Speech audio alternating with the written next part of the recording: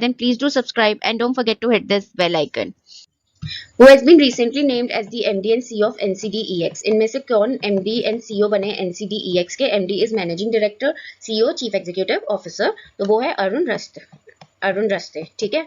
Option D is the correct answer, Arun Raste, NCDEX.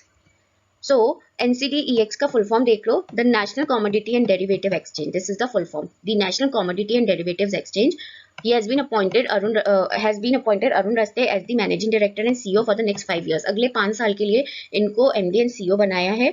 Raste is currently associated with the National Dairy Development Board. तो ये जो है अरुण रस्ते, ये अभी currently associated है NDDB के साथ, that is National Dairy Development Board, as an executive director. मतलब वो executive director है. NCDEX का अगर headquarter की बात करें so it is in Mumbai. तो याद रखना NCDEX का headquarter मुंबई में, ठीक है.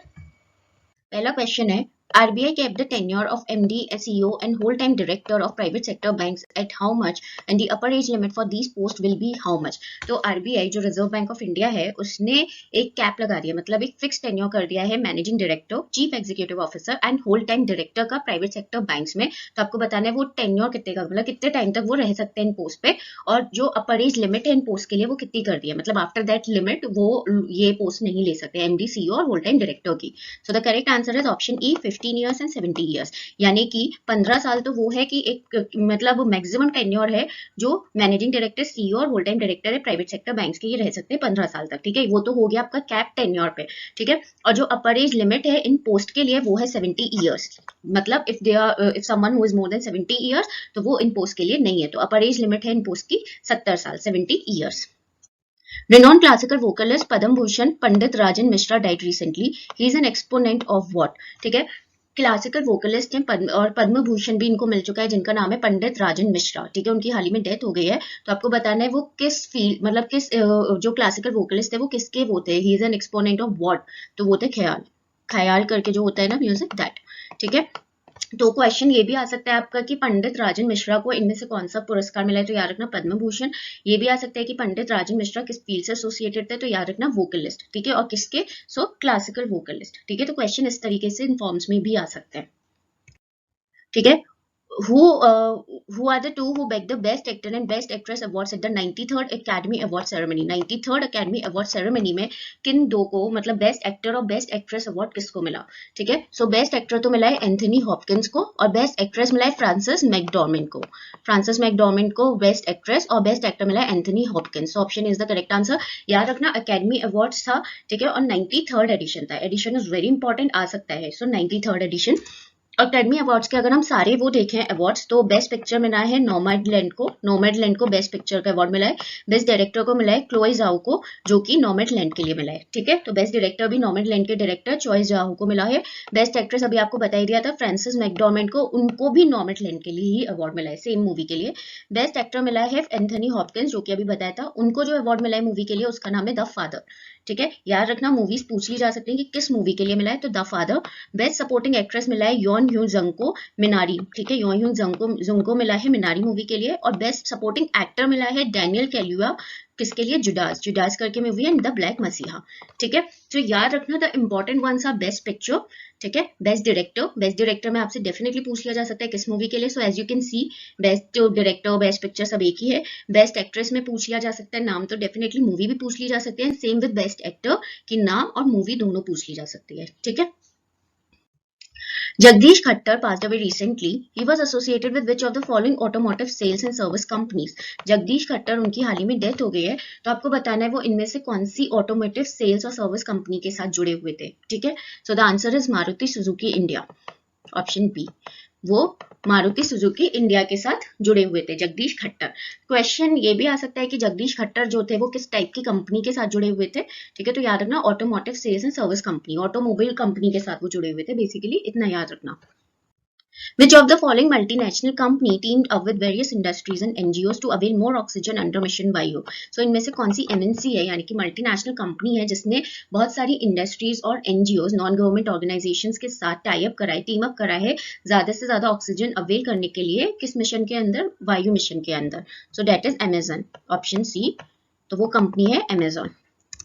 सो मिशन वायु के बारे में देखें तो Amazon has joined hands with ACT Grants, Temsec Foundation, Pule Platform for COVID-19 Response, that is PPCR, and other partners to provide over 8,000 oxygen concentrators and 400 BiPAP machines to hospitals in India. The company has announced. So company ने announce करा है कि इसने इन सबके साथ partnership की है, जिसमें कुछ नाम है ACT Grants हो गया, टेमसेक फाउंडेशन हो गया, Pune platform for Covid response that is PPCR, और बाकी और भी पार्टनर्स है।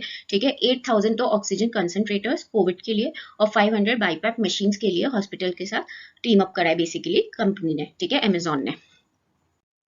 Who won the 12th Barcelona open title? 12th Barcelona open title किसने जीता? वेरी इंपॉर्टेंट, तो वो जीता है रफाल नडाल ने। Option A Rafael Nadal. किसी को अगर नहीं पता, so let me tell you, he is a tennis player है। एंड कहाँ से है ये क्वेश्चन आ सकता है? स्पेन से। So he is Spanish tennis player, ये स्पेनिश टेनिस प्लेयर है। ठीक है, याद रखना, इंपॉर्टेंट है। पहला question, the first national Panchayati Raj day was observed in which of the following year? जो पहला नेशनल पंचायती राज डे हुआ था वो किस साल हुआ था? पहली बार कब हुआ था? सो इट वाज हेल्ड इन 2010, मतलब 2010 में पहला नेशनल पंचायती राज डे हुआ था। ठीक है, इसके बारे में देख लेते हैं। ओके, तो इसमें पहली चीज देखो कि national Panchayati Raj day celebrated on April 24 every year and signifies the decentralisation of power to the grassroots by the institutionalisation of the Panchayati Raj through the constitution which comes in 73rd amendment act 1992 which came into force on April 24, 1993। तो national पंचायती राज day बनाया जाता है April 24 को हर साल, और वो signifies करता है decentralisation of power to the grassroots by the institutionalisation of the Panchayati Raj through the constitution. किस कॉन्स्टिट्यूशन के through? Through the constitution, sorry not किस कॉन्स्टिट्यूशन के थ्रू, कॉन्स्टिट्यूशन के थ्रू, जो कि आते हैं 73rd अमेंडमेंट एक्ट 1992। ठीक है, ये चीज याद रखना। ठीक है, दैट्स इंपॉर्टेंट। जो कि कब आया था फोर्स में? Which came into force on April 24, 1993। ठीक है, that is something very important. Former prime minister doctor Manmohan Singh declare the first national Panchayati Raj day in 2010। तो फॉर्मर प्राइम मिनिस्टर रह चुके हैं डॉक्टर मनमोहन सिंह, उन्होंने डिक्लेयर करा था कि पहला नेशनल पंचायती राज डे 2010 में, मतलब 2010 में बताया था कि पंचायती राज डे बनाया जाएगा। ठीक है, सो 2010 से ये सेलिब्रेट कराया जा रहा है, और नेशनल पंचायती राज डे 24 अप्रैल को होता है हर साल। Next is, who among the following is a member of the leadership group for industry transition lead IT? तो ये आपको ऑप्शन दिए हैं, आपको बताना है इनमें से कौन से मेंबर है लीडरशिप ग्रुप के इंडस्ट्री ट्रांजिशन के लिए, जो कि है लीड IT। जो इंडस्ट्री ट्रांजिशन है लीड IT, उसके मेंबर है ऑफ द लीडरशिप ग्रुप। तो एक आपको दिया है south Korea, USA, Germany, SpiceJet, and answer is option E all of the above, यानी कि ये चारों ही लीडरशिप ग्रुप के मेंबर हैं लीड आईटी के। साउथ कोरिया भी है, यूएसए भी है, जर्मनी भी है, और स्पाइसजेट भी है। स्पाइसजेट आपको पता है, स्पाइसजेट इज एन एयरलाइन। ठीक है, स्पाइसजेट एक एयरलाइन है। Now next is, consider the following statements about स्वामित्व scheme and choose the correct option। ये स्वामित्व स्कीम के लिए कुछ स्टेटमेंट दिए हुए हैं। ठीक है, ये 3 स्टेटमेंट है, तो आपको करेक्ट ऑप्शन बताना है। तो Svamitva stands for survey of villages and monitoring with improvise technology in village areas. Svamitva का फुल फॉर्म है survey of villages and monitoring with improvise technology in village areas. Is it true और not? No, this statement is false. ठीक है, ये full form नहीं है, अभी मैं आगे बताऊंगी what is the correct full form. It was launched in April 2019, ये अप्रैल 2019 में लॉन्च हुई थी, ये भी करेक्ट नहीं है, ये भी मैं बताऊंगी कब लॉन्च हुई थी। थर्ड है, initially it was launch only in Maharashtra, Karnataka, Haryana, UP and Uttarakhand. Initially ये जो स्वामित्व स्कीम है ये महाराष्ट्र, कर्नाटका, हरियाणा, यूपी और उत्तराखंड में ही लॉन्च हुई थी। ये स्टेटमेंट ही फॉल्स है, तो यानी कि यहाँ से आपका करेक्ट आंसर है option E none of the above, यानी कि ये तीनों ही स्टेटमेंट्स इनकरेक्ट है। अब मैं बताती हूँ इसके करेक्ट स्टेटमेंट्स कौन कौन से हैं। सो उसमें दिया था कि अप्रैल 2019 में लॉन्च हुई थी ये स्कीम। ठीक है, पहले तो हम फुल फॉर्म देख लेते हैं। तो स्वामित्व स्कीम का फुल फॉर्म है survey of villages and mapping with improvise technology in village areas. This is the full form of Svamitva, survey of villages and mapping with improvise technology in village areas. Scheme कब launch हुई थी? ये prime minister ने launch की थी अप्रैल 2020 में on a pilot basis. ठीक है, अप्रैल 2020 उसमें दिया हुआ था, अप्रैल 2019 विच वॉज इनकरेक्ट। अप्रैल 2020 यानी कि 2020 में ये स्कीम लॉन्च हुई थी। ठीक है, अप्रैल में। और ये कहाँ कहाँ पे लॉन्च हुई थी? ठीक है, Maharashtra, Karnataka, Haryana, UP, Uttarakhand, Madhya Pradesh and in selected villages of Punjab and Rajasthan. यानी कि ये स्कीम इनिशियल फेज में महाराष्ट्र, कर्नाटका, हरियाणा, उत्तर प्रदेश, उत्तराखंड, मध्य प्रदेश और पंजाब और राजस्थान के कुछ सिलेक्टेड विलेजेस में ये स्कीम लॉन्च हुई थी। It is extended to cover around 6,62,000 villages of the nation. और इसको एक्सटेंड करा गया है कि कवर कर सके कितने? 6,62,000 विलेजेस जो है उनको कवर कर सके ये स्कीम। ठीक है, तो this is these all are the correct ones. ठीक है, Who is currently selected as external auditor for the Organization for the Prohibition of Chemical Weapons, OPCW जिसे बोलते हैं, तो किसको एक्सटर्नल ऑडिटर सेलेक्ट करा गया है OPCW का, यानी कि organisation for the prohibition of chemical weapons, तो वो है GC मुर्मू, गिरीश चंद्र मुर्मू, जिनका पूरा नाम है गिरीश चंद्र मुर्मू, ऑप्शन ए। ठीक है। Which of the following NBFCs got a notice prior to cancelling its license from RBI after its net worth eroded below the regulatory minimum? तो इनमें से कौन सी NBFC है, that is non banking financial company, जिसको notice मिला है जब RBI licence इसका कैंसिल करने वाली है, तो नोटिस मिला है कैंसिल करने से पहले लाइसेंस का, जब उसकी नेट वर्थ जो है वो रेगुलेटरी मिनिमम, मतलब RBI ने कुछ नेट वर्थ का एक मार्क रखा हुआ है, तो वो इरोड हो गई, तब उसको ये मिला है नोटिस। सो दैट इज संबंध फिनसर्व प्राइवेट लिमिटेड, तो वो NBFC है संबंध Finserv private limited. Now next is who is the first women chairperson of NASSCOM. NASSCOM तो आपने सुना ही होगा, तो फर्स्ट वुमेन चेयरपर्सन बताने आपको नेस्कॉम की पहली वुमेन चेयरपर्सन कौन है, वुमेन चेयरपर्सन, सो वो है Rekha M Menon. So option is the correct answer, Rekha M Menon is the first women chairperson of NASSCOM. NASSCOM का फुल फॉर्म देख लो, very important, national association of software and services companies. ठीक है, this is the full form of NASSCOM, national association of software and services companies. ठीक है, so guys, तो पहला question, read the following statement about the recently launch oxygen express and choose the correct statement. तो ये आपको 3 statement दिए हुए हैं ऑक्सीजन एक्सप्रेस के बारे में, तो आपको इनमें से करेक्ट स्टेटमेंट बताना है कि कौन सा है। तो पहला स्टेटमेंट देखते हैं, the railway will run oxygen express trains to transport liquid medical oxygen and oxygen cylinders across the country. तो ऑक्सीजन एक्सप्रेस क्या है, ये एक ट्रेन है, तो रेलवे इस ट्रेन को चलाएगा क्या चीज ट्रांसपोर्ट करने के लिए, लिक्विड मेडिकल ऑक्सीजन और ऑक्सीजन सिलेंडर, क्योंकि अभी कोविड के चक्कर में बहुत प्रॉब्लम आ रही है ऑक्सीजन को लेके, तो इस वजह से लिक्विड मेडिकल ऑक्सीजन और ऑक्सीजन सिलेंडर ट्रांसपोर्ट करने के लिए रेलवे ये ट्रेन चलाएगा अक्रॉस द कंट्री। नेक्स्ट देखो, तो yes that is true, option A is correct. Next देखो, the transportation of liquid medical oxygen would be done through the roll and on roll of service with road tankers placed on flat wagons. तो ये जो transportation होगा liquid medical oxygen का, ठीक है, वो किसके थ्रू करा जाएगा, it will be done through the roll on roll of service के through with road tankers placed on flat wagons, जिसमें रोड टैंकर्स जो होंगे उनको फ्लैट वैगन पे रखा जाएगा। ठीक है, so that is also true, तो मतलब ए और बी तो करेक्ट है। अब सी देखते हैं, this express will begin it's journey from Trivandrum. ये जो ट्रेन होगी अपनी जो जर्नी है वो त्रिवेंद्रम यानी कि साउथ से स्टार्ट करेगी, दैट इज फॉल्स। ठीक है, तो ये जो ट्रेन है ये अपनी जर्नी महाराष्ट्र से स्टार्ट करेगी, so this express will begin it's journey from Maharashtra, ठीक है, नॉट फ्रॉम त्रिवेंद्रम। सो इसीलिए जो करेक्ट आंसर है वो है ए एंड बी, मतलब option A and B are correct. So यहाँ से आंसर आपको मिल गया option A, both A and only A and B are correct, यानी कि ए और बी दोनों करेक्ट है। Doctor Bhumidhar Barman passed away recently, he was the former chief minister of which state. Doctor Bhumidhar Barman जिनकी हाल ही में डेथ हो गई है, तो आपको बताना है वो फॉर्मर चीफ मिनिस्टर, वो चीफ मिनिस्टर रह चुके हैं इनमें से कौन सी स्टेट के, so that is Assam, option B. तो वो असम के चीफ मिनिस्टर रह चुके हैं। ठीक है, असम की कैपिटल याद रखना, sorry Dispur.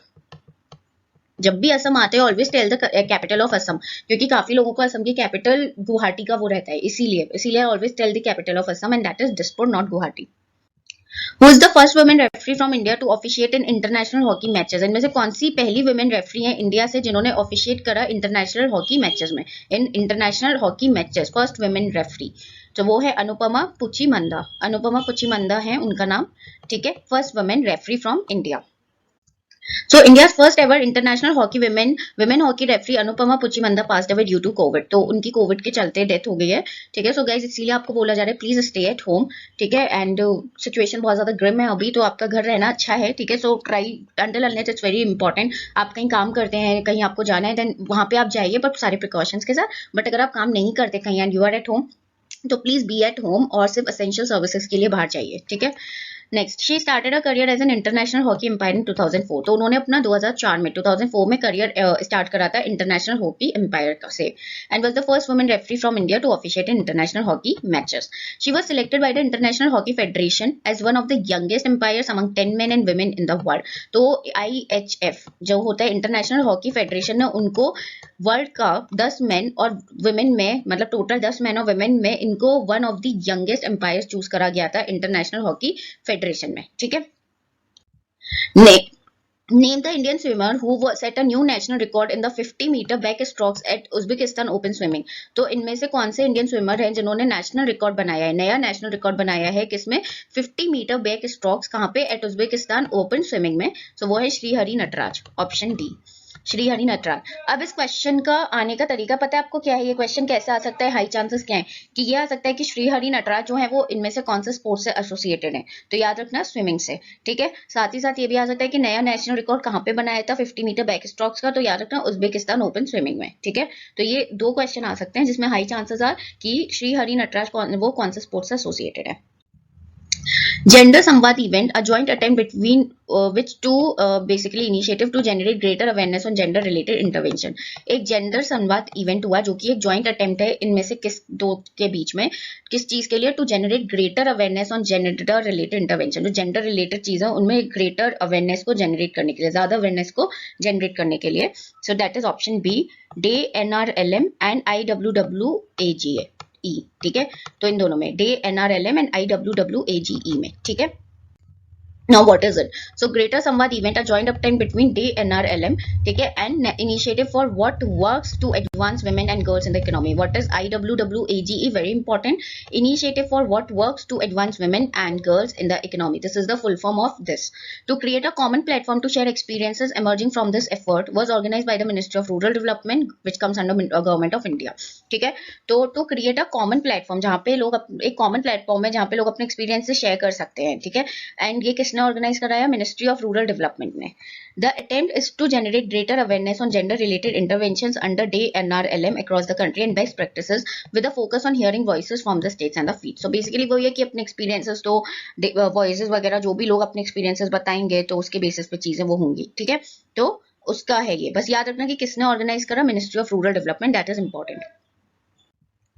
Recently, Naren Kohli passed away. He was a renowned writer from which of the following language? तो हाल ही में नरेन कोहली की डेथ हो गई है, तो आपको बताना है कि वो renowned राइटर रह चुके हैं इनमें से कौन सी लैंग्वेज के।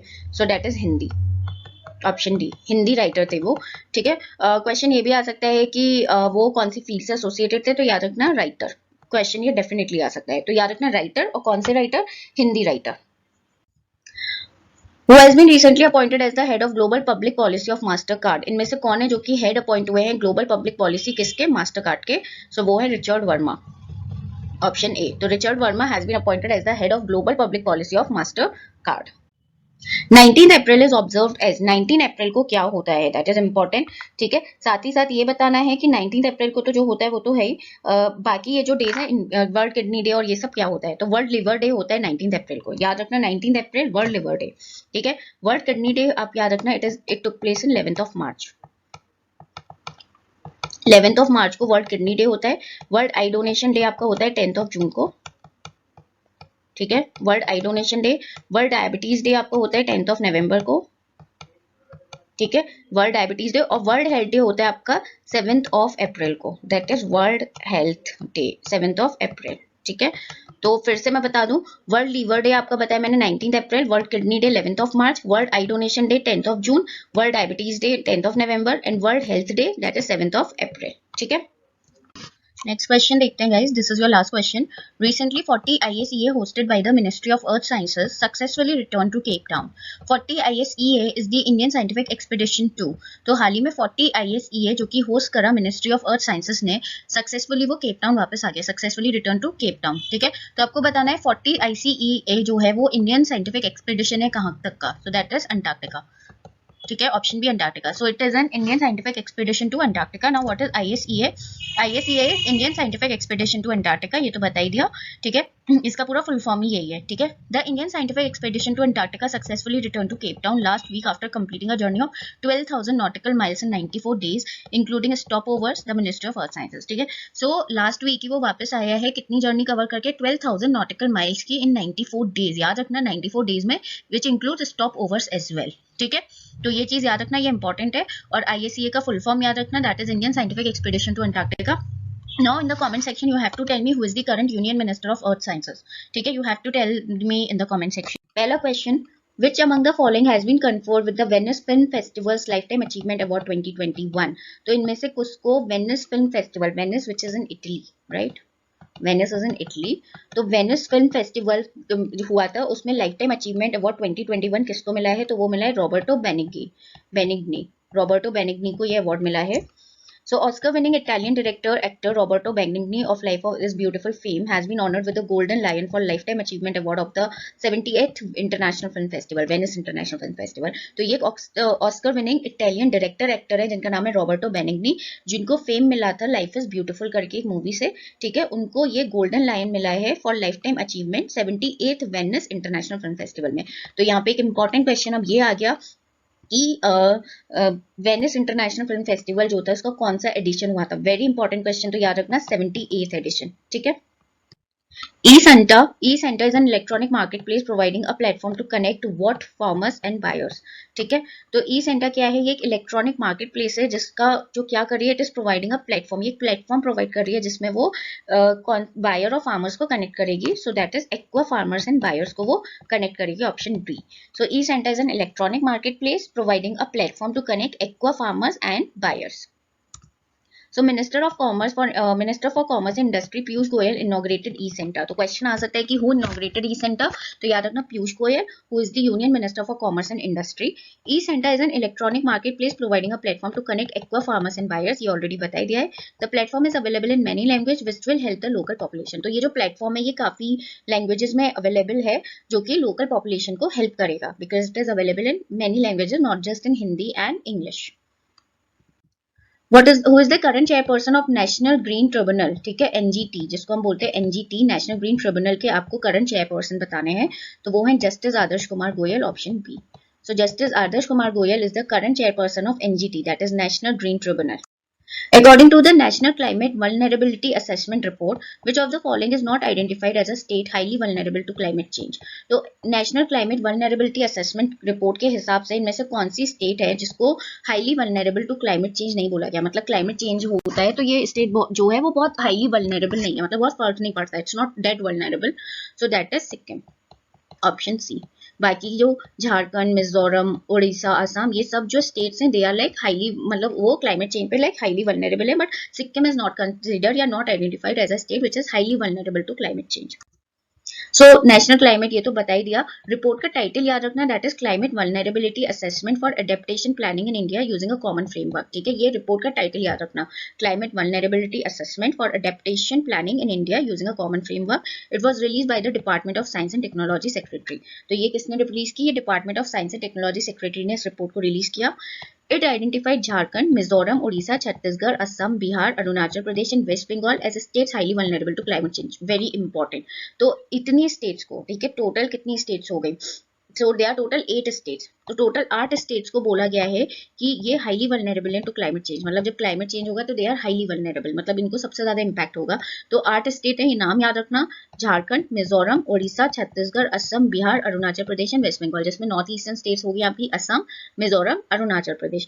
तो ये जितनी भी स्टेट है ना, इनके गवर्नर, इनके CM और इनकी कैपिटल में मैं नॉर्थ ईस्टर्न स्टेट की बता रही हूँ क्योंकि थोड़ी कंफ्यूजिंग होती है, ठीक है, तो ये पूछ लिया जा सकता है आपसे स्टैटिक में. नेक्स्ट देखते हैं. Read the following statement about the recently launched hygiene product by the Education Minister Ramesh Pokhriyal Nishank and choose the incorrect statement. ठीक है, ये फॉलोइंग स्टेटमेंट है 3 जो हाइजीन प्रोडक्ट लॉन्च हुआ है, एजुकेशन मिनिस्टर ने करा है रमेश पोखरियाल ने, उसमें से हमें बताना है इनकरेक्ट स्टेटमेंट कौन सा है, गलत कौन सा है. तो ऑप्शन ए है, the long lasting hygiene product was release under the Duro D series. तो ये जो लॉन्ग लास्टिंग हाइजीन प्रोडक्ट है ये ड्यूरो डी सीरीज के अंडर लॉन्च करा गया, दैट इज ट्रू, ये सही है statement. It was developed by researchers from the IIT Hyderabad. Indian Institute of Technology के researchers ने इसको develop करा, that is false, ये सही नहीं है. The antimicrobial technology leaves behind a long-lasting protective nano-scale coating for up to 30 days till the next wash. तो जो antimicrobial technology है वो long-lasting protective nano-scale coating को छोड़ देती है पीछे up to 30 days till the next wash, जब तक अगली बार वॉश ना किया जाए, that is again false. So यहाँ पे जो क्वेश्चन का आंसर है that is D, both B and C, यानी कि जो स्टेटमेंट B और C है ये दोनों ही इनकरेक्ट है. Only one statement is true, that is it was released under the Duro Day series. ठीक है. Read the following statement about the Inclusive Internet Index 2021 and choose the correct option. अब ये जो statement है ये Inclusive Internet Index 2021 के उस पे दिए गए हैं, तो आपको करेक्ट बताना है, उसमें इनकरेक्ट है, इसमें करेक्ट है. Inclusive internet index 2021 is topped by Norway, ठीक है, इंक्लूसिव इंटरनेट इंडेक्स 2021 नॉर्वे ने टॉप किया, ये फॉल्स है. तो कमेंट में मुझे बताओ किसने टॉप करा है, मैं कल के सेशन में बताऊंगी आंसर, बट कमेंट में बताना कि हु टॉप्ड इट, ठीक है. India stands eight 49 position in the index and shares the position with Thailand. India की जो रैंक है वो 49 थे इंडेक्स में और इंडिया ने शेयर की पोजीशन थाईलैंड के साथ, यानी कि थाईलैंड की भी रैंक 49 है, दैट इज ट्रू. ठीक है। इंडिया वो index was release by economist intelligence unit in partnership with Google. Index जो है वो EIU that is economist intelligence unit ने रिलीज की गूगल के साथ पार्टनरशिप करके, दैट इज फॉल्स। ठीक है, तो यहाँ पे जो करेक्ट है वो है option D, only B is correct. ठीक है, कि इंडिया का रैंक 49 है और इंडिया के साथ थाईलैंड ने भी ये पोजीशन शेयर किया which is 49, so option B is the correct answer. पहला क्वेश्चन है the pay by bank app is a mobile based customer friendly payment solution launched by home and home. ठीक है, आपको बताना है पे बाय बैंक ऐप जो है, जो कि mobile based customer friendly payment solution है, वो इनमें से किसने लॉन्च करा है, किन दो है जिन्होंने लॉन्च करा है। तो वो करा है एक तो मास्टर कार्ड ऑप्शन ए और एक है RBL बैंक। तो RBL बैंक और मास्टर कार्ड ने मिलकर ये ऐप लॉन्च करा है जो कि mobile based customer friendly payment solution app है, जिसका नाम है पे बाय बैंक ऐप। ठीक है, बैंक ऐप, ठीक है, पे बाय। ठीक है, सो RBL का जो हेडक्वार्टर है RBL बैंक का, वो याद रखना, इट इज इन मुंबई। और SIB, अगर आप यहाँ से कंफ्यूज हो रहे हो कि SIB क्या है, तो याद रखना it is south Indian bank. तो साउथ इंडियन बैंक जब भी ऑप्शन में आता है तो SIB करके आ जाता है या फिर पूरा साउथ इंडियन बैंक करके भी आ जाएगा। Which of the following recently decided to stop their retail banking operations in 13 countries including India? इनमें से कौन सा कंट्री है जिसने हाल ही में डिसाइड करा है कि वो अपने रिटेल बैंकिंग ऑपरेशन जो है उसको 13 कंट्रीज में वो रोक रहे हैं। मतलब जो अपने वो रिटेल बैंकिंग ऑपरेशन करते हैं वो 13 कंट्री में रोक रहे हैं, जिसमें से 13 में एक कंट्री है India. So that is Citigroup. Citigroup has decided to do this. तो 13 कंट्रीज है जिनमें से एक है India. So American banking major है ये Citigroup, will shutter retail banking operations in 13 countries including India and China. और जो 13 कंट्रीज है वो देख लो कौन कौन से। क्वेश्चन आ सकता है विच of the following is not among those 30 countries, which of the following is among those 30 countries. इस तरीके से आपको यू कैन गेट ऑप्शंस। तो 13 कंट्रीज में है Australia, Bahrain, China, India, Indonesia, Korea, Malaysia, Philippines, Poland, Russia, Taiwan, Thailand and Vietnam. ठीक है, ये सारे आपके 13 कंट्रीज हैं। Citibank had entered India in 1902 and started the consumer banking business in 1985. तो Citibank ने जो कंज्यूमर बैंकिंग बिजनेस था इंडिया में, कंज्यूमर बैंकिंग बिजनेस था, वो तो 1985 में स्टार्ट करा था। और जो सिटी बैंक इंडिया में कब आया था, वो आया था 1902, यानी कि 1902 में सिटी बैंक इंडिया आया था। गाइस, अब इसमें एक इंपॉर्टेंट चीज मैं ये बता देती हूँ कि ये जो आपको 13 कंट्रीज दिए हुए ना, यहाँ से आपको स्टैटिक मिल सकता है ना। What static will you get among these, कि करेंसी और कैपिटल। तो जैसे आ सकता है कि विच ऑफ द फॉलोइंग, मतलब इनमें से कौन, मतलब इनमें से सिटी ग्रुप ने 13 कंट्रीज में retail banking operation shut down कर दिया इंक्लूडिंग इंडिया एंड कोई दूसरा कंट्री आ सकता है। सपोज बोल दिया ताइवान, तो आपको पूछेंगे कि ताइवान की कैपिटल या करेंसी बताओ। तो इस तरीके के क्वेश्चन के लिए प्रिपेयर रहना। Now next is National Highway Authority of India, which is NHAI. It has made deployment of NSV mandatory to ensure a better quality of roads. NSV stands for, तो NHAI जो है उसने NSV के deployment को mandatory कर दिया है better quality of roads के लिए, ये इंश्योर करने के लिए कि जो रोड्स का क्वालिटी, मतलब बेटर क्वालिटी ऑफ रोड्स को इंश्योर करने के लिए। तो आपको बताना है NSV का फुल फॉर्म क्या है। What does NSV stands for? So NSV is network survey vehicle, option A. NSV का फुल फॉर्म है network survey vehicle. Which of the following government flagship initiative has recently signed an agreement with Dassault System Foundation to promote STEM-based innovation and entrepreneurship? इनमें से कौन सा government का एक flagship initiative है जिसने हाल ही में एग्रीमेंट साइन करा है DSF के साथ? DSF क्या है? Dassault Systems Foundation, जिसमें STEM based innovation और entrepreneurship को प्रमोट करा जाएगा। तो promote STEM based innovation and entrepreneurship, so that is AIM, that is called Atal Innovation Mission। तो वो है AIM, जिसको शॉर्ट में हम शॉर्ट में हम AIM बोलते हैं, और इसका फुल फॉर्म याद रखना, it is Atal innovation mission. Next is, which of the following has recently bought AI speech tech firm Nuance from $19.6 billion for $19.6 billion, sorry। तो इनमें से किसने recently AI speech tech firm है जिसका नाम है Nuance, उसको खरीदा है $19.7 billion में? So that is Microsoft, option E, Microsoft। ठीक है, तो याद रखना Nuance क्या है। Nuance एक AI is artificial intelligence, तो AI speech tech firm है Nuance, जो कितने में खरीदा है? $19.7 billion में। So Microsoft has made its second biggest acquisition after LinkedIn. तो LinkedIn के बाद ये Microsoft का second biggest acquisition है। The tech giant has bought AI speech tech firm Nuance for $19.7 billion. The move will help Microsoft's progress in voice recognition and will give it a boost in the healthcare market. तो basically voice recognition में उसको आगे बढ़ेगा, साथ ही साथ जो healthcare market है उसमें उसको boost मिलेगा Microsoft को इस acquisition से। Nuance is known for its Dragon software which helps to transcribe speech using deep learning. तो Nuance अपने Dragon software के लिए जाना जाता है, अपने Dragon software के लिए Nuance famous है। So in 2016 Microsoft has purchased LinkedIn for $26 billion. तो 2016 में जो Microsoft ने अपना सबसे बड़ा एक्विजिशन करा था वो करा था LinkedIn के साथ, जो कि $26 बिलियन का था। एंड नाउ Microsoft जो कि $19.7 बिलियन का है, जो उसका सेकंड बिगेस्ट एक्विजिशन है। The Agriculture Ministry and whom have recently signed an MOU for a pilot project in 100 villages for six states to promote digital agriculture. तो एग्रीकल्चर मिनिस्ट्री ने इनमें से किसके साथ पार्टनरशिप की है, एक MOU साइन करा है पायलट प्रोजेक्ट के लिए 100 विलेजेस में इन 100 विलेजेस ऑफ 6 स्टेट्स, मतलब 6 स्टेट्स के 100 विलेजेस में डिजिटल एग्रीकल्चर को प्रमोट करने के लिए. So that is Microsoft India. तो वो करा है एग्रीकल्चर मिनिस्ट्री ने माइक्रोसॉफ्ट इंडिया के साथ. गाइस कमेंट में आई वांट कि आप लोग मुझे बताइए who is the current agriculture minister of India, who is the current agriculture minister, ये आपको मुझे कमेंट में बताना है. So the Agriculture Ministry and Microsoft India have linked an MOU, वो तो बता ही दिया आपको मैंने पूरा. So Microsoft has come forward to state a pilot project 100 villages in 10 district of 6 states, मतलब 6 states के 10 district में 100 villages. ठीक है, ये चीज याद रखना फिगर्स. तो 6 states याद रखना बहुत इंपॉर्टेंट है, UP, Uttar Pradesh, MP, Madhya Pradesh, Gujarat, Haryana, Rajasthan and Andhra Pradesh, to develop a farmer interface for smart and well organised agriculture including post harvest management and distribution. ठीक है, इसमें जो इंपॉर्टेंट पॉइंट है वो मैं बता रही हूँ. For this project Microsoft has joined in with local partner crop data. तो इसके लिए माइक्रोसॉफ्ट ने लोकल पार्टनर के साथ पार्टनरशिप की है जिसका नाम है crop data. So in this regard an MOU and tripartite agreement have been exchange in the presence of cabinet minister Shri Tomar, Narendra Singh Tomar and 2 minister of state. The project is for 1 year and both sides inking the MOU will bear the cost on their own. तो ये जो project है ये 1 साल के लिए है. ठीक है, The project will carry out various tasks for the betterment of farmers in a selected 100 villages, which will enhance their income. तो ये farmers के betterment के लिए है, जो 100 villages में farmers हैं उनके betterment के लिए है और definitely उनकी income को भी ये enhance करेगा. ठीक है, तो इसमें जो important थे छोटी छोटी चीजें वो मैंने आपको बता दी है. तो पहला क्वेश्चन है, athlete Dutee Chand is to be facilitated by which state with Veerni award. तो एथलीट जो है ड्यूटी चांद उनको फैसिलिटेट करा जाएगा, उनको अवार्ड मिलेगा बेसिकली जिसका नाम है वीरनी अवार्ड. तो आपको बताना है कि वो अवार्ड कौन सी स्टेट देगी, बाय विच स्टेट. तो वो है Chhattisgarh. So she will be facilitated by Chhattisgarh with Veerni award. ठीक है, तो यहाँ पे आपका एक क्वेश्चन ये भी बन सकता है कि जो ड्यूटी चांद है वो क्या है, वो किस स्पोर्ट से एसोसिएटेड है. तो याद रखना कि वो एक एथलीट है. ठीक है, तो ये क्वेश्चन आपको मिल सकता है. So Duty Chand, the Jakarta Asian Games silver medalist in 100 and 200 meters, will receive Chhattisgarh Veerni award. तो उनको छत्तीसगढ़ वीरनी अवार्ड मिलेगा जो कि Jakarta Asian game silver medalist है 100 और 200 मीटर्स दोनों रेसेस में.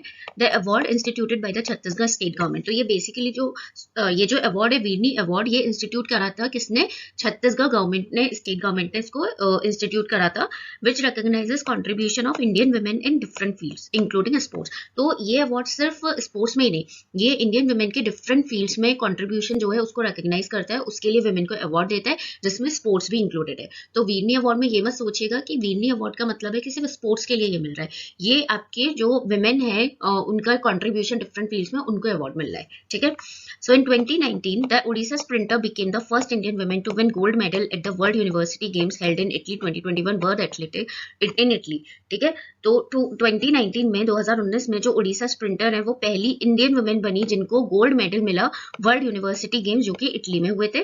2021 world athletic relays will be held in Chorzow Poland from first and second में 2021. तो जो वर्ल्ड एथलेटिक रिलेज होंगी वो याद रखना कहाँ पे होंगी 2021 के लिए, वो होंगी चॉर्जो करके एक जगह है पोलैंड में, वहां पे. ठीक है, जो कब होगी 1 और 2 मई को. पोलैंड की कैपिटल, और वो याद रखना करेंसी, पोलैंड की कैपिटल है Warsaw, WARSCW. This is the capital of Poland and Poland की currency is zloty, ZLOTY. Zloty is the currency of Poland and Warsaw is the capital of Poland.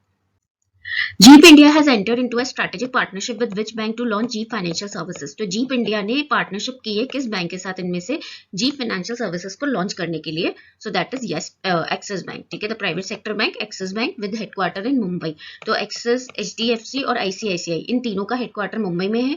Canara bank का याद रखना बेंगलुरु कर्नाटका में है, और Punjab national bank का है न्यू दिल्ली में. पंजाब नेशनल बैंक और पंजाब एंड सिंध बैंक, मतलब जिसमें भी पंजाब आ रहा है, याद रखना headquarter in New Delhi. Union Education Minister Ramesh Pokhriyal Nishank recently launched the world's first microsensor based explosive trace detector. तो यूनियन एजुकेशन मिनिस्टर है रमेश पोखरियाल, उन्होंने हाल ही में क्या चीज लॉन्च की है जो कि वर्ल्ड की पहली micro sensor based explosive trace detector है. ठीक है, तो याद रखना कि what is it, this is micro sensor based explosive trace detector जो कि वर्ल्ड की पहली है ऐसी कोई डिवाइस. तो वो है nano sniffer. Option B, the name is nano sniffer.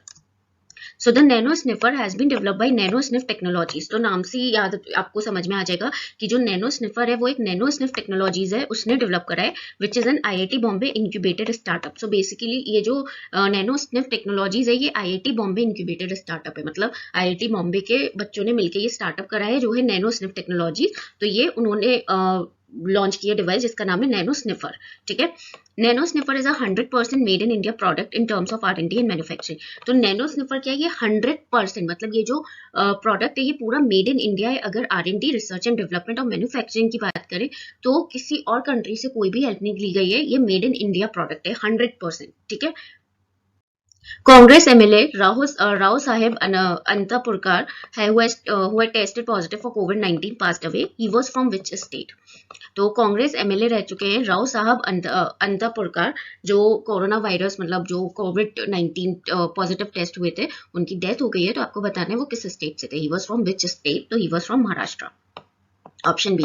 Guys again covid is rising, the cases are rising again. ठीक है, तो don't take it too lightly, please take it seriously, don't step out of home. और अभी आपके पास अच्छा time है, अच्छे से पढ़ाई करिए और ये मत सोचिएगा कि कब आएगा नोटिफिकेशन, फिर से केसेस बढ़ रहे हैं, नोटिफिकेशन आएंगे भी यानी just don't think about this. Last time आपको अच्छे से अगर याद हो तो एकदम से आपके एग्जाम सब लाइन अप हुए थे, राइट? तो इसलिए ये जो टाइम है इसको वाइजली यूज करो, ये इन सब चीजों में वेस्ट मत करना कि केसेस बढ़ रहे हैं, ये बढ़ रहे हैं, वो बढ़ रहे हैं। ठीक है, you just have to keep yourself safe and your family too. तो बस वही काम करो, बाकी पढ़ाई करो। नेक्स्ट देखो, which of the following has launch rewards 1 to 3 savings account to offer benefits on digital transactions. तो इनमें से कौन सा बैंक है जिसने इनमें से कौन है जिसने लॉन्च करा है रिवॉर्ड्स 1 to 3 जो कि savings account to offer benefits on digital transaction, जो डिजिटल ट्रांजेक्शन है उस पर बेनिफिट ऑफर करेगा। ठीक है, so that is Airtel payment bank. Option B Airtel payment bank. Airtel payment bank का हेडक्वार्टर याद रखना न्यू दिल्ली में है। ठीक है, headquarter is in New Delhi. और अगर हम पेटीएम पेमेंट बैंक की बात करें तो इसका हेडक्वार्टर भी याद रखना, ये भी इंपॉर्टेंट है, इसका है नोएडा में। सो एयरटेल का न्यू दिल्ली में है, पेटीएम का है नोएडा में। So Airtel Payment Bank launched its new rewards 1 to 3 saving account which provides customer with perks and reward। तो क्या है ये rewards 1 to 3 जिसमें customers को perks और rewards मिलेंगे। ठीक है, perks यानी कि benefits। The reward 1 to 3 saving account is built specifically that allow you to access to a variety of perks when you save and transact digitally। तो क्या है इसमें, ये एक मतलब ऐसी चीज है जो कि कस्टमर को मतलब एक्सेस देगी कि वो मतलब काफी बेनिफिट्स की वेराइटी को मतलब बेसिकली एक्सेस कर सकते हैं जब आप डिजिटली ट्रांजेक्ट और सेव करेंगे। ठीक है, तो इसके लिए है, तो डिजिटल ट्रांजैक्शन पे ये बेनिफिट ऑफर कर रही है, तो ये चीज याद रखना है इसमें। एयरटेल पेमेंट बैंक के मैनेजिंग डायरेक्टर एंड सीईओ कौन है? नुब्रता विश्वास। याद रखना, एयरटेल बैंक का मैंने हेडक्वार्टर तो बता ही दिया, न्यू दिल्ली में है। एयरटेल बैंक के managing director and chief executive officer है नुब्रता विश्वास।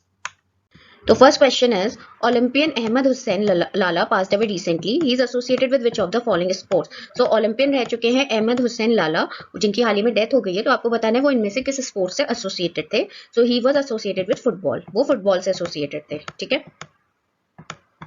सो football Olympian Ahmed Hussain Lala passed away aged 89। तो उनकी जो डेथ हुई थी वो हुई थी 89 की एज में। Ahmed represented India in 1956 at Melbourne Olympics. तो उन्होंने इंडिया को 1956 में रिप्रेजेंट करा था मेलबोर्न ओलंपिक्स में। तो ये क्वेश्चन आ सकता है, याद रखना। ठीक है, कि he represented India in 1956 in Melbourne Olympics.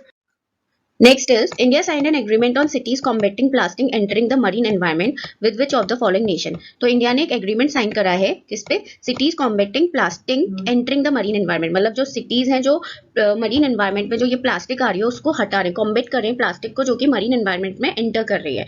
ठीक है, तो किस नेशन के साथ उन्होंने ये एग्रीमेंट साइन करा है? So that is Germany.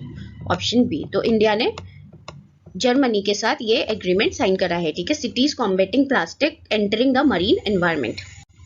The world table tennis championship 2021 will be held in. ठीक है, टेबल टेनिस चैंपियनशिप 2021 कहाँ पे होगी ये आपको बताना है। तो आंसर इज हॉस्टन यूएसए। ठीक है, वेरी इंपॉर्टेंट। ठीक है, ये इस तरीके के जो वेन्यूज होते हैं ना ये सब बहुत इंपॉर्टेंट होते हैं। तो वर्ल्ड टेबल टेनिस चैंपियनशिप जो होगी 2021 के लिए वो होगी Houston which is in USA. So the World Table Tennis Championship will be held as per schedule from November 23 to 29 in Houston, USA for the first time in United States of America। तो पहली बार तो ये जो championship है ये USA में होगी। ठीक है, और ये जो होगी ये स्केड्यूल के हिसाब से होगी, और जो स्केड्यूल है चैंपियनशिप का वो है नवंबर 23 से 29 तक, यानी कि पूरे एक हफ्ते का स्केड्यूल है जो कि है हॉस्टन यूएसए में। The 2020 world championships event in Busan Korea was cancelled. और जो 2020 वर्ल्ड चैंपियनशिप इवेंट था होना था बुसन कोरिया में, वो तो कैंसिल कर दिया। ठीक है, द ITTF ITTF जो कि international table tennis federation executive committee also approve the new ITTF team and youth ranking. तो ITTF की जो एग्जीक्यूटिव कमिटी है उसने एक नई ITTF टीम को अप्रूव करा और साथ ही साथ यूथ रैंकिंग्स को। ITTF का फुल फॉर्म देख लो, इंटरनेशनल टेबल टेनिस फेडरेशन, ठीक है। और ITTF के CEO कौन है वो देख लो, Steve Denton. Steve Denton is the CEO of ITTF, that is something very important. Next is Zahir Qureshi passed away recently. He is a renowned poet and lyricist from. तो ज़हीर कुरैशी की हाल ही में death हो गई। आपको बताना है कि वो renowned poet और lyricist थे, इनमें से किस स्टेट से। So he is a renowned poet and lyricist from Madhya Pradesh. वो MP से थे, मध्य प्रदेश से, ठीक है। Poet and lyricist. तो क्वेश्चन ये भी आ सकता है, Zaheer Qureshi who passed away, who belongs to Madhya Pradesh and passed away recently, वो किस फील्ड से एसोसिएटेड थे? तो याद रखना है he was a poet as well as lyricist, ठीक है। तो क्वेश्चन इस फॉर्म में भी आपको पूछा जा सकता है। National civil services day is observed on. National civil services day कब ऑब्जर्व करा जाता है, कब मनाया जाता है? सो वो होता है आपका 21 अप्रैल को। अप्रैल 21 को हर साल नेशनल सिविल सर्विसेज डे मनाया जाता है। So National Civil Services Day is observed on 21st of April. This date is chosen to commemorate the day when the first Home Minister of Independent India, Sardar Vallabhbhai Patel, addressed the probationers of Administrative Services officers in 1947 at Metcalfe House, Delhi. ठीक है, तो ये day basically किस चीज को उस पे बनाया गया, किस चीज को डिनोट करता है कि इसी दिन जो पहले होम मिनिस्टर थे इंडिपेंडेंट इंडिया के, अब इंडिया कब इंडिपेंडेंट हुआ था? 1947 में। तो 1947 जब इंडिया इंडिपेंडेंट हुआ था तो उस टाइम के जो पहले होम मिनिस्टर थे जो कि थे सरदार वल्लभ भाई पटेल, उन्होंने जो प्रोबेशनर्स थे एडमिनिस्ट्रेटिव सर्विसेज ऑफिसर को, उनको एड्रेस करा था 1947 में। कहां पे? मेटकाल्फ हाउस जो कि दिल्ली में है। He refer to civil servants as the steel frame of India. और उन्होंने जो भी सिविल सर्वेंट्स थे उनको steel frame of India refer करा, मतलब उन सबको नाम दिया स्टील फ्रेम ऑफ इंडिया का। The first such function was held in Vigyan Bhavan, new Delhi, 21 अप्रैल 2006। तो पहला सच फंक्शन जो हुआ था वो हुआ था विज्ञान भवन, न्यू दिल्ली, 21 अप्रैल 2006 में, ठीक है। तो यहाँ से क्वेश्चन आ सकता है नेशनल सिविल सर्विसेज डे कब होता है? 21 ऑफ अप्रैल। ये तो बेसिक क्वेश्चन है। एक क्वेश्चन ये आ सकता है कि first home minister of independent India कौन थे? तो दैट इज सरदार वल्लभ भाई पटेल। एक क्वेश्चन ये आ सकता है कि कहाँ पे हुआ था, कहाँ पे उन्होंने एड्रेस करा था? तो याद रखना मेटकाल्फ हाउस जो कि दिल्ली में है, ठीक है। फिर एक क्वेश्चन ये भी आ सकता है कि सरदार वल्लभ भाई पटेल ने क्या रेफर करा था, किस चीज से रेफर करा था सिविल सर्वेंट्स को? तो वो भी याद रखना है steel frame of India. Who is the first Indian women to scale mount Annapurna? इनमें से कौन सी पहली इंडियन वुमेन है जिन्होंने ये माउंटेन की चढ़ाई की है, basically mount Annapurna? So that is Priyanka Mohite. Priyanka Mohite उनका नाम है, mount Annapurna. So, Priyanka Mohite from Satra in western Maharashtra has scaled Mount Annapurna, the 10th highest mountain peak in the world, becoming the first Indian women climber to achieve the feat. So, Priyanka Mohite ने जो कि सत्रा western Maharashtra में है, जो कि महाराष्ट्र से है बेसिकली, उन्होंने स्केल करा माउंट अन्नपूर्णा को, जो कि 10th हाईएस्ट माउंटेन पीक है वर्ल्ड की। It is the 10th highest mountain peak in the world, जो कि पहली इंडियन वुमेन बन गई है जिन्होंने कुछ ऐसा करा है। Mount Annapurna is a massive in the Himalayas located in Nepal that includes one peak over 8000 meters. तो माउंट अन्नपूर्णा क्या है? ये आपका नेपाल में लोकेटेड है, ठीक है, जहां पे that includes one peak over 8000 meter, जिसमें एक पीक है जो कि है 8000 मीटर ऊंची, and is considered to be one of the toughest mountains to climb. और ये जो माउंट अन्नपूर्णा है ना, ये one of the toughest mountains में आता है चढ़ाई के लिए, ठीक है। तो क्वेश्चन यहाँ पे ये आ सकता है कि माउंट अन्नपूर्णा कहाँ पर है, वो आपको बता ही दिया है। पीक कितनी है वो आपको बता ही दिया, 8000 मीटर ऊंची है, ठीक है। नेक्स्ट थिंग ये आ सकता है कि प्रियंका मोहिते कहाँ से हैं, तो वो भी आपको बता दिया कि वो कहाँ से हैं, ठीक है। And simple first Indian women पे तो अच्छा हाँ हमारा हो गया है। और ये भी हाँ क्वेश्चन आ सकता है कि 10th highest mountain peak world की कौन सी है? तो याद रखना mount Annapurna, because these are some basic question जो आपसे पूछे जा सकते हैं। India's first bat species with disc-shaped sticky feet have discovered in which of the following state? India की पहली बैट स्पीशीज जिसकी डिस्क शेप, डिस्क नहीं होती है, round, disc shape sticky feet है, वो किस स्टेट में डिस्कवर की गई है? So that is Meghalaya. और आप लोगों को बताएं, मुझे कमेंट्स में बताना है what is the capital of Meghalaya, because that's a north eastern state और कैपिटल आ सकती हैं, तो इसीलिए you have to tell in the comment section that what is the capital of Meghalaya.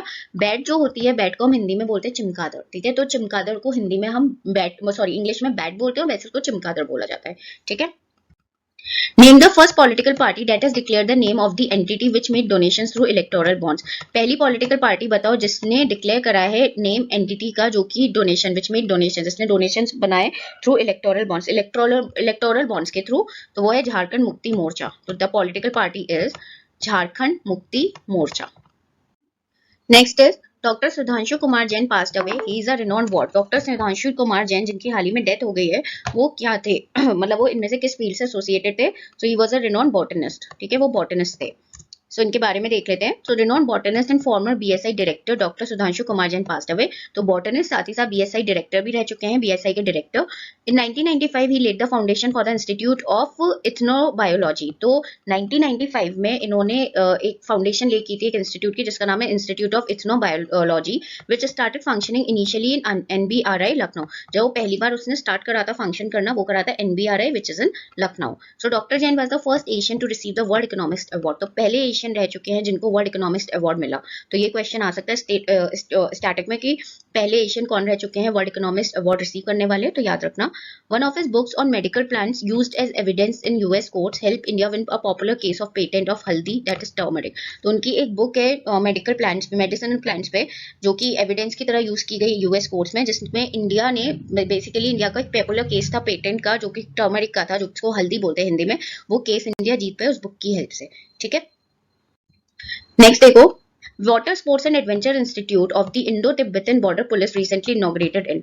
Water Sports and Adventure Institute, that is WSAI, किसका? Of ITPB BP, that is Indo-Tibetan Border Police. वो कहाँ पे inaugurate करा गया है? So that is inaugurated in Uttarakhand, option A. वो उत्तराखंड में inaugurate करा गया है. Now next is, with which of the following country India has signed an agreement for cooperation for the country's first human space mission Gaganyaan. तो इनमें से किस country के साथ इंडिया ने एक एग्रीमेंट साइन करा है कंट्री के पहले ह्यूमन स्पेस मिशन गगनयान के कॉपरेशन के लिए? For corporation for the countries first human space mission, जिसका नाम है गगनयान. तो दैट इज फ्रांस. फ्रांस के साथ एग्रीमेंट साइन करा है. फ्रांस की कैपिटल याद रखना Paris. Paris is the capital of France. तो क्वेश्चन ये आ सकता है कि इंडिया का पहले ह्यूमन स्पेस मिशन का नाम क्या है? तो याद रखना दैट इज गगनयान. ये आपका क्वेश्चन में आ सकता है. ठीक है.